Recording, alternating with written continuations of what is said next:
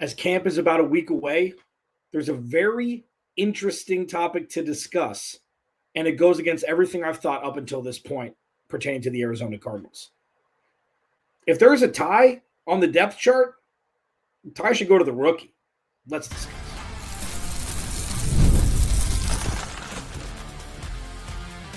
You are Locked On Cardinals, your daily Arizona Cardinals podcast.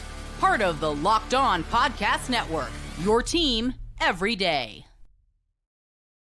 Locked On Cardinals, Alex Clancy here. Follow me on Twitter, Clancy's Corner. Please go to the YouTube channel, search Locked On Arizona Cardinals. Hit that subscribe button, man. Turn notifications on. You know the drill. Year 10, season 9, 15 years in sports media. Thanks for being around. Whether you heard me on NBC Sports, Fox Sports 910 for years, or on this lovely show for the last decade. Thanks for being a part of the journey, man. Just never a day goes by where I don't appreciate, my little mark that I can make in Phoenix, whether, people like it or not. I've been around for a while. Please go to the YouTube channel, search Locked In Arizona Cardinals. Again, hit the subscribe button, man. We're like 30 away from 4,000. So thank you for being a part of it. Tonight, or this afternoon, 4 o'clock Pacific, the Locked On Cardinals squad show with Ben Garcia and Jamil Douglas. We'll be hitting that. We'll be hitting some topics. Yeah, good things coming. 9 days away from camp. We're less than 8 weeks away from football. We've got football this month with the Hall of Fame game. It's upon us. So what I wanted to do, and again, if you watch every day, I promise it's either going to be tomorrow and Thursday or Thursday and Friday. We'll do the camp competitions on offense for one show and defense for the next. But I kind of wanted to do another reset here. And I think it's going to be good. So third segment, do we just assume that Trey McBride's the running back too, and that you just give him 40% of the touches out the gate? Or do you kind of leave a window open to have that third down scat back or, third down speed burst back like a Michael Carter if they bring him on the active roster? We'll discuss it. Do Walter Nolen and Will Johnson have different situations to where if there's a tie on the depth chart that it should go to the rookie? Should it go to the rookie for one and not for the other? Should it go for both? I'll discuss that in a second because those are the two predominant rookies that we're talking about. There'll be an honorable mention in there as well. But for me, over the course of being in Phoenix, over the course of the last 15 years, over the course of, centralized around this team for the last 10 years, there hasn't really been a situation where it's like, oh, start the rookie. It's a good idea. It's not all of it. With Kyler Murray, obviously you're starting Kyler Murray. There have been rookies like, Dayon Buchanan where they didn't really know where to play him. Isaiah Simmons, David Collins, you draft them out of position and you just throw them in there and they look like, a deer in the headlights for 2 seasons pretty much. So when you even have the conversation of, hey, if it's 50-50, err on the side of the rookie, that shows how deep this roster is. That's first and foremost. It's like you can't have this conversation if you don't have a very deep roster, both sides of the ball, defense specifically because they went predominantly on the defensive side naturally in the draft. You can't even broach the topic. Like this isn't like, oh, Marco Wilson starting week 1 because they don't have anybody else. I don't care if he's ready. Start him. Byron Murphy had statistically the worst rookie year out of any corner because Patrick Peterson decided to take PEDs and left him out high and dry. This isn't that. Like the Cardinals have the depth up front. They've got the depth at the third level to where it's like if Will Johnson beats out Max Melton, you start Will Johnson. If it's 50-50, tie goes to the rookie. If Starling Thomas continues to emerge, tie goes to the rookie. And it's not to rush it. And it's not something you can't rescind. And it's not even because of the sexy factor where it's like, oh, number 16 overall and number 46 overall, what was set to be 2 guys potentially going in the top 12 ended up falling to the Cardinals in round 1 and round 2. You got to start them for popcorn, for popcorn equity. No, that's not this. That's a byproduct, especially if they pop as close to right away as a rookie can. But also, that shows that if it's 50-50 and there's not one clear-cut dude to supplant the other one way or another, they've got Budda Baker and Jalen Thompson over the top. They've got Josh Sweat and Dalvin Tomlinson and Calais Campbell and Zaven Collins and Baron Browning up front. They've got guys that can be a part of this rookie's journey from week one to where he's not there to save the position. And that's what I've said throughout the course of the last 3 off seasons. It's like nobody that's been drafted was drafted solely to save the position from snap one. And there's power in that. There's maturity where they can grow at a natural level in that. Instead of the Marco Wilson effect where it's like, go get him. Isaiah Simmons, go get him. Zaven Collins, go get him. This is what the showing of the evolution of the roster looks like. And this is why taking 3 full off seasons to do it isn't a bad thing. And I know people wanted it to go in 2 seasons. I know it.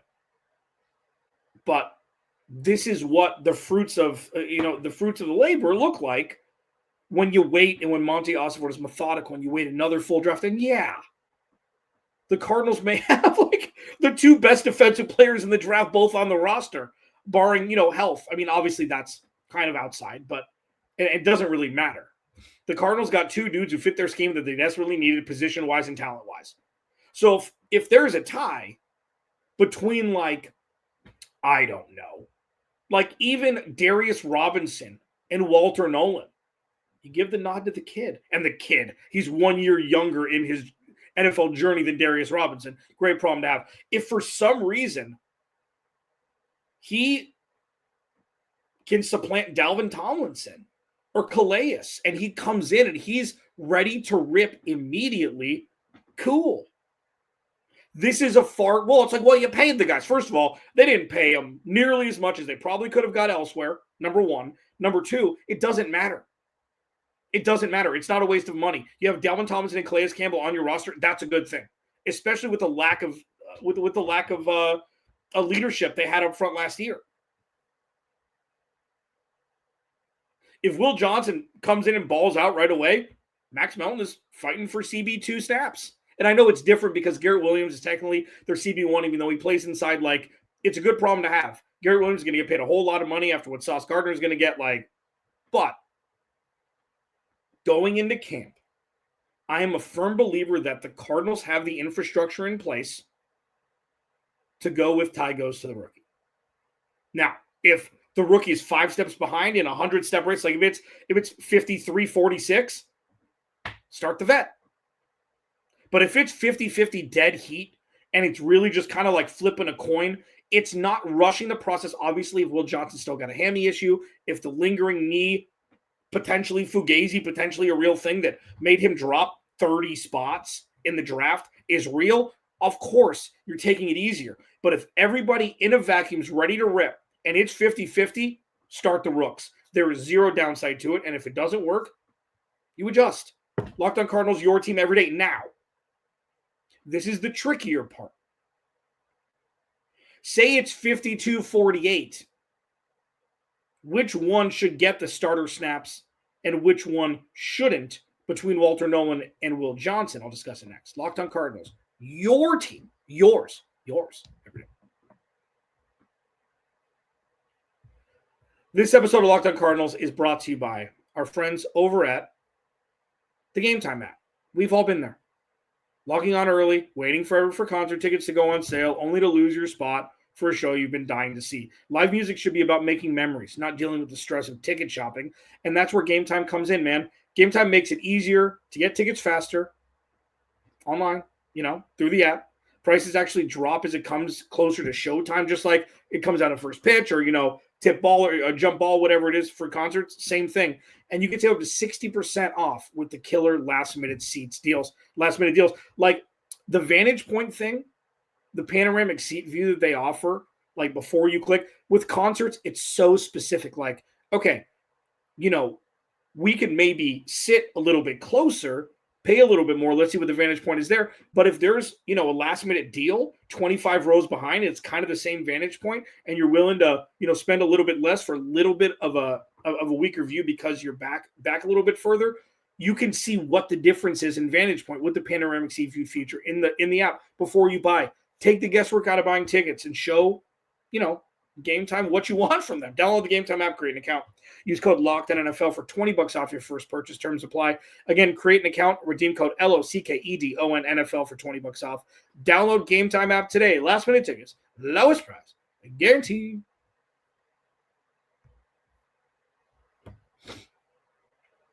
Again, sorry for people who are upsetty spaghetti about taking another year. It's not a bad thing. And we're starting to see how deep, legitimately speaking, if, across the board, Darius Robinson, Bija Ojolari, guys are, kind of TBD, Jordan Burge, Will Johnson, Walter Nolen, Marvin Harrison Jr., the guys who've been drafted in the last couple of years, Adrian Taylor-Demerson, if they're all 80% of what the ceiling could be, you could look at this roster in 2025 and 2026 as being the deepest roster the Arizona Cardinals have had in 20 plus years. Truly. That's not saying the peaks are as high with Q and Fitz on the outside. I'm not saying that. Patrick Peterson at an all-pro level. But you look at 1 to 22 on game day, and if 80% is produced from the dudes who've just been drafted and there's no catastrophic, anything injury-wise, knock on wood, this could be looked at as the deepest roster the Cardinals have had in 20, 25 years. And I don't think that's crazy to say by any stretch. Now, the Walter Nolen and Will Johnson comp is fascinating. So between the two, Walter Nolen has more competition up front. And between the two, Walter Nolen has more help up front for his role than Will Johnson would. So it's kind of a double-edged sword. It's like, if Will Johnson shows enough to go neck and neck with Max Melton and Starling Thomas, is it beneficial? Because I know Max Melton didn't start the whole year last year. Is it more of a risk than reward, potency to start him if it's 50-50? Is it worth it? Or whatever, 52-48, what I tease. You know what I mean? But this matters. If he's a step or two short, if he's a step or two slow than Max Melton, you start Max Melton. If they're truly in a dead heat, I'd still start the Rook on the outside and see the learning curve. Cornerback is the toughest position to play in football, in my opinion. So there's naturally going to be a learning curve. The ceiling for Will Johnson has always been higher than Max Melton's. So that's kind of the balance there. With Walter Nolen, is it forcing the issue because you need to be ready to rip up front from the interior from snap one? There is no time to waste this year, especially with how easy, quote unquote, easy their schedule is front loaded compared to the back end. So if it's 52-48 and you got to it's less than flipping a coin, but you want to maybe take a little bit more of a risk, I think starting with Walter Nolen naturally would be the choice if you had to pick one, because he's got more talent around him that they're locking arms. The cornerback position in the secondary is much more spread out. He's going to have more help. He's going to have Dalvin. He's going to have Dante Stills. He's going to have Calais. He's going to have Josh Sweat. He's going to have Baron Browning. He's going to have Jordan Burch. He's going to have Bija Ojolari. He's going to have Darius Robinson. They've got dudes up front. So if you want to start a dude, I think Walter Nolen would be the one of the two if it was a 52-48 somebody ahead of him. And also, he adds a twitch that they don't really have on the interior. Dalvin Tomlinson is a big dude. Calais Campbell is 6'8", 320 plus. They don't have screaming speed from the interior. Darius Robinson is a man-child, and he added, looks like 10, 15 pounds of muscle. Looks like an absolute Adonis this offseason. But Walter Nolen is quick inside. His first step is quicker than anybody else on the roster in the interior. So that could also add a little extra. Well, maybe he's not totally ready yet, and what he does well is exactly what's needed in the interior. So let's see what the kid's got, kind of thing. And what Nick Morales and Jonathan Gannon are good at, and we've talked about this a lot, is when there's a dude that has a strength, they are very good at putting them in that exact position to utilize that strength and exploit opposing offensive lines, opposing, whatever it is, whether it's blitz packages or whatever it may be. And that's why I'm so excited for Jordan Birch. That's why I'm so excited for Jordan Birch, because he's one of the best bull rushers in the draft. So if they can maximize him, even maybe line him up against a guard. If it's it's an all-pro guard, or you want to bull rush on the outside with Baron Browning and Josh Sweat lined up on the same side, you put Jordan Birch next to them over the guard. I don't know how you're going to be able to stop all three with two dudes, but Jordan Birch, like the starting one, he's not going to be starting week one. Walter Nolen, you'd expect, would sniff it, and we'll see it in camp. This is very, very early, okay? Even though we're only 9 days away, we don't know anything yet. But if it's Ty goes to the rookie, I'd probably go rookie either way. Will Johnson will probably have more of a learning curve, and also Will Johnson could very well be the best corner on the team in 2 years. Max Melton doesn't necessarily have that ceiling.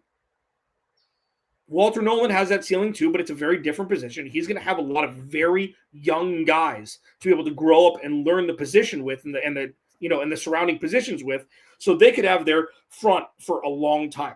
Would be Joe Jolari, Darius Robinson, Walter Nolen, some form of fashion of Calais Campbell and Dalvin Tomlinson and Dante Stills and Bilal Nichols and Justin Jones.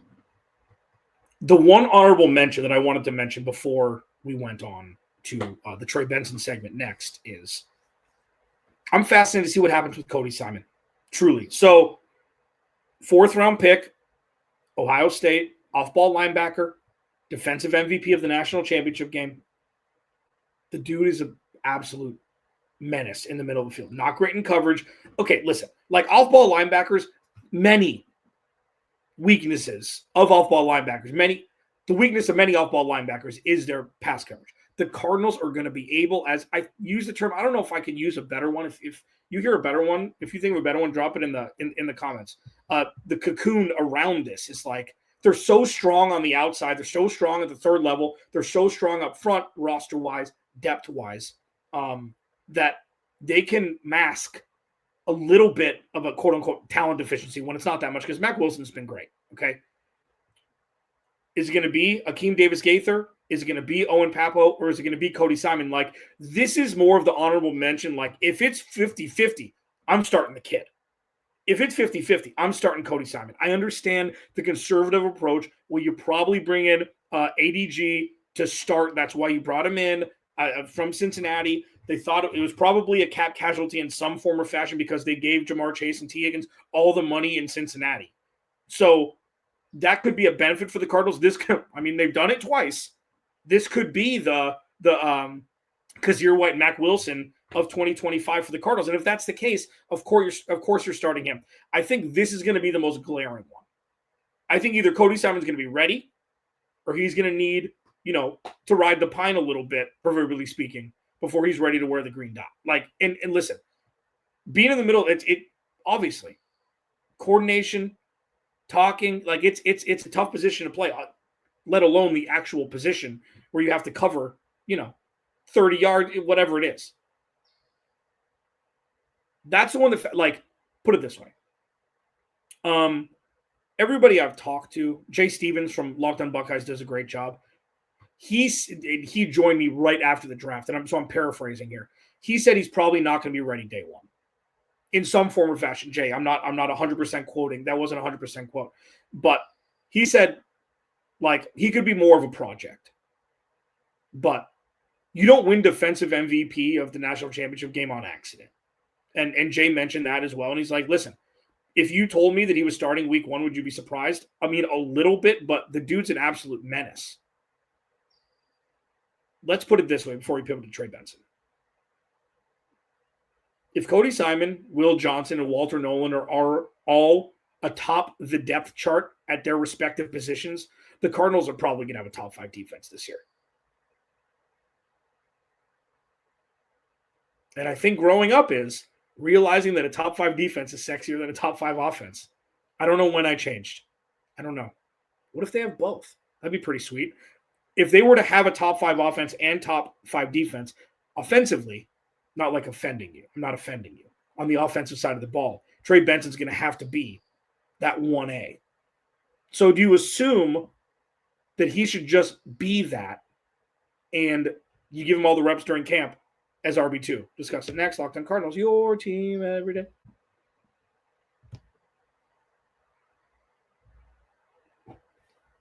So, Trey Benson, the running back room. I'm super excited about this for this year because, say it with me, it's LeGarrette Blount roll time. Not yet for James Conner, next year. But you need to start to see the solar eclipse of Trey Benson starting to be able to carry more of the weight, gain first downs when necessary, and not having to bring James Conner on the field on a 3rd and 3, and really start to see him emerge as a no doubt about it backup dancer to James Conner for this season.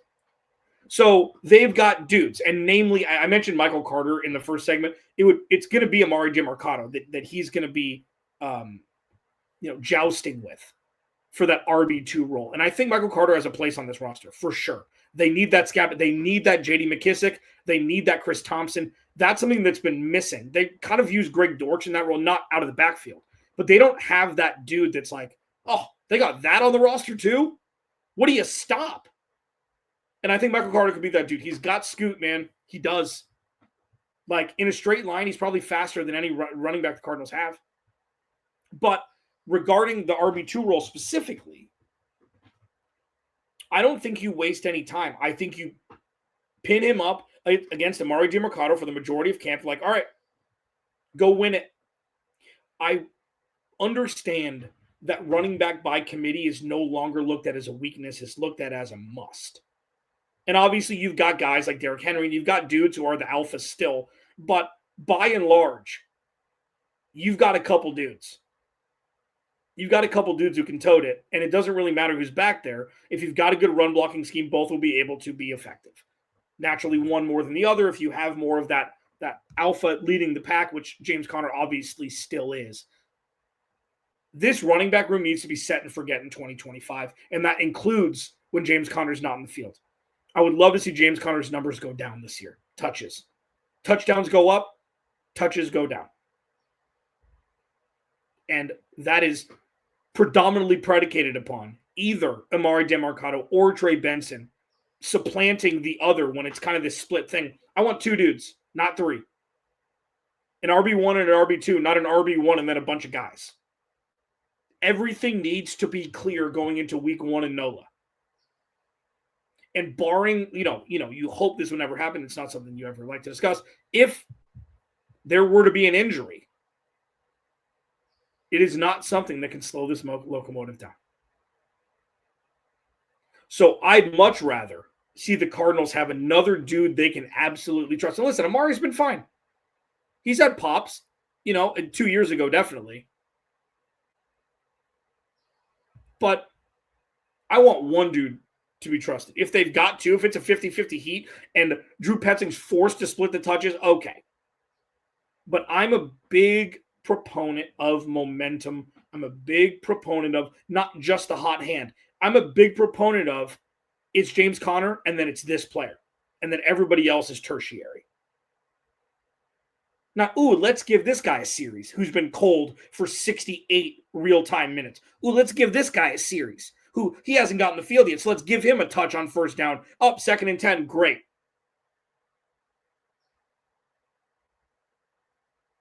You got to find who the next James Conner is in that backfield. If it's Amari DiMercato, great. Like, literally, but you wasted a 3rd-round draft pick on Trey Benson. You didn't waste anything, first of all. Second of all, this happens all the time with running backs. It doesn't matter how it gets done or who was drafted to get it done and where they were drafted, as long as it's getting done. And what you need from the running back room in 2025 is 2 dudes you can trust. They only have 1 right now. Oh, but Amari showed flashes, and Trey Benson definitely showed the giddy up in the second half of the season when he was getting touches. Like, I had screamed from the mountaintops, like, give this dude a series in the first quarter and the second quarter. Like, why are you waiting till the middle of the third to get this dude off the bench? I don't care who it is. But for me, I'm giving him RB2 touches and making Amari DiMercato rip them from him. And if he does, Amari DiMercato's RB2. wouldn't be an original story. Regardless of how it happens, regardless of what they choose to do in camp when it comes to the running back room outside of James Conner, they need to know, barring any sort of injury, this dude is a leg up from anybody else not named James Conner, and he is solidified in Sharpie as RB2 for the season. And what better time to do it than camp? Alex Clancy, Locked On Cardinals. Please go to the YouTube channel, search Locked On Arizona Cardinals. Hit that subscribe button. We're less than 30 away from 4K. Couldn't do it without you. Thank you so much for being around for this journey. Going on season 9.